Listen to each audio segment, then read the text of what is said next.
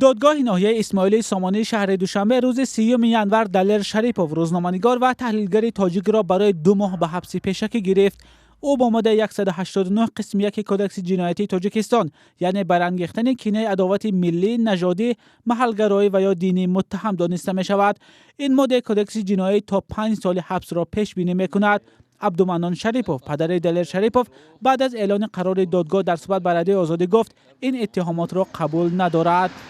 یوزی رکن همون گروه در چیزش کردن شاملش کردن درباره اکستریمیسم گفتن چی کردن گفتن که باید درباره تمام شامل نیست فرزند نه در تروریسمش نه در دیگرش در یگان تاش و همچون ژورنالیستی مستقیمی میگیم که آزاد. دلیر شریپوف روز سه‌شنبه 28 ینور به بازپرسی مقامات امنیتی دعوت شده بود.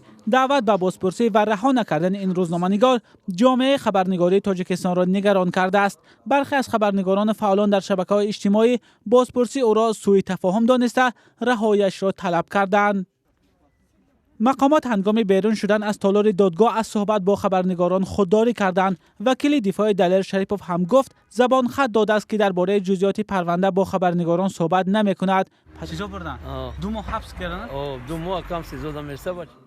دلیر شریپوف در گذشته در تلویزیون سفینه کار میکرد و مؤلف تاکشوی معاشرت و همچنین برنامه قطره از بحر بود. سالهای اخیر دلیر به حیث فروشنده کتاب کار میکرد. او عائله‌دار و صاحب 2 فرزند است.